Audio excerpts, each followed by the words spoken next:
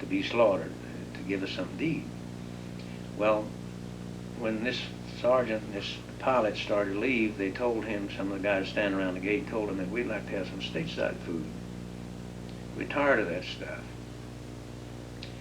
Well, this was early in the morning. That afternoon, about 3 or 4 o'clock, 3 B-29s came over our camp. And they dropped enough food out in the field there to last 5 years. So we just got what we wanted and gave the rest to the Japanese, because they were, the Japanese people there were in bad straits. They were glad the war was over. And from that, you know, they didn't bother us anymore. Although they were held accountable for our safety to a place called Nagoya, Japan. That's where we were liberated. How was it that you made it back to the States? Well, from Nagoya, when the Japanese brought us into this station one morning about 10 o'clock, we got off the train and sat down along, you know, all the time in all this system that we'd gone through, you were just happy if somebody's leaving you alone, if you were standing in mud up to your neck, if somebody's leaving you alone, you know. So we just laid down along the railroad track, and this lieutenant, American lieutenant in the Marine Corps, he looked every bit of 20 years old, and that's the meanest looking man I ever saw. And he goes up this little shack, and he could speak that Japanese, just learn it all like the rest, you know.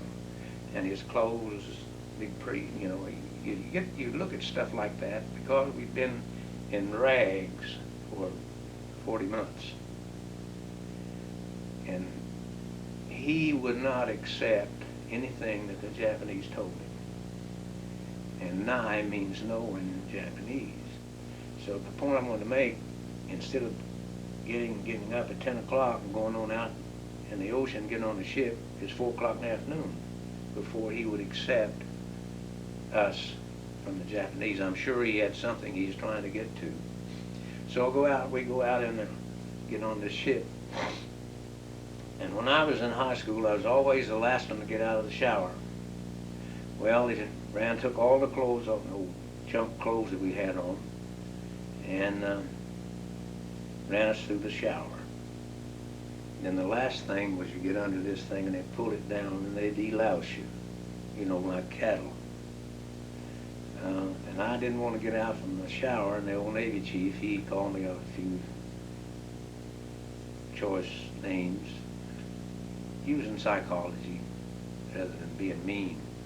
But anyway, that's, and I was got off of what your question was. I was just asking how you got back to the okay. States.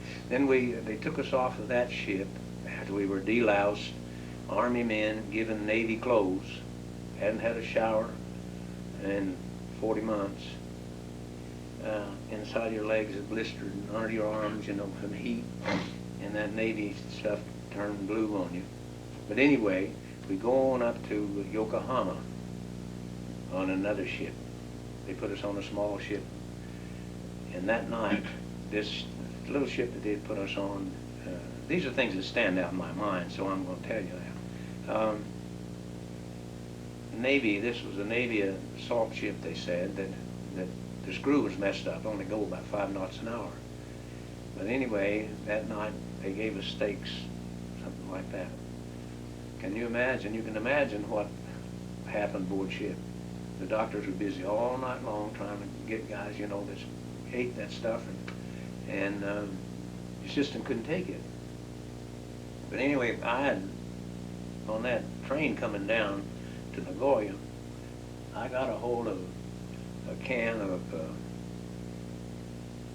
bacon and eggs somewhere, and I ate most of that, and I had the heartburn for 2 or 3 days, so I didn't eat much that night. But anyway, getting up to Yokohama, got off the ship, and there was a bunch of guys sitting around on the dock there.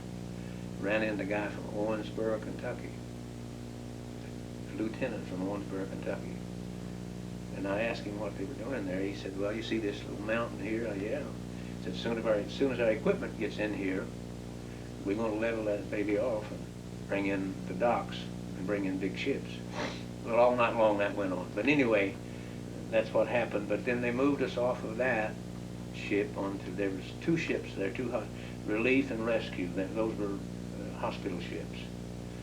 And for some reason or other, I wasn't placed on that ship to come down to the Philippines. And I came down there on a British ship.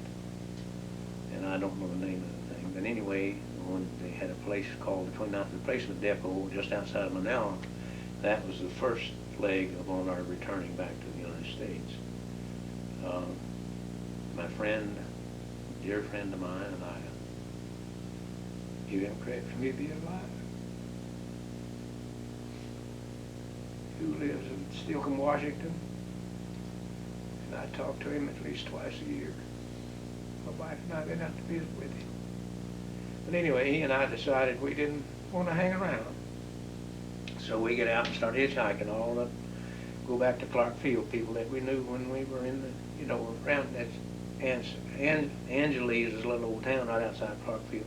We go back up there and stay around there 4 or 5 days, about a month before we came back to where we were supposed to be. Well, as soon as we got back there, next day I think I was on a ship coming home, coming to San Francisco.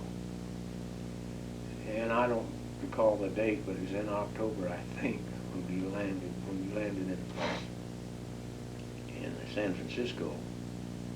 And they said, you're quarantined now for 2 weeks, Letterman General Hospital. And these names, I don't know if they still exist or not. We were out there, when were we there, Pat? Letterman, at Presidio, is still in, that hospital was still there 2 or 3 years ago. Yeah. But anyway, they said, there, you're quarantined for 2 weeks. Can't get out.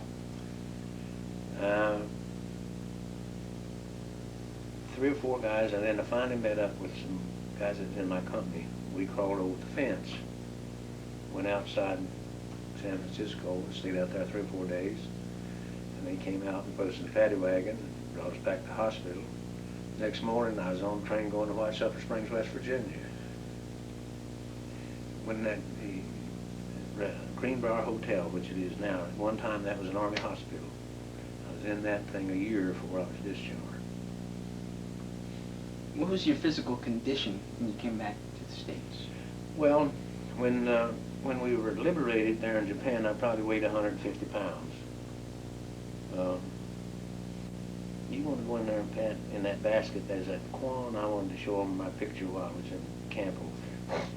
Tell them that old Nancy saving your life, and what's your situation? But anyway, there in Cabana 1, there was a ward called Zero Ward.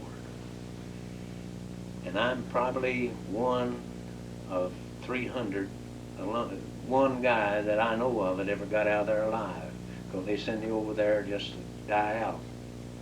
But anyway, I must have been asleep for 2 or 3 days, and the guy in the camp, the guy next to you, he inherited your equipment, whatever you had, if you died.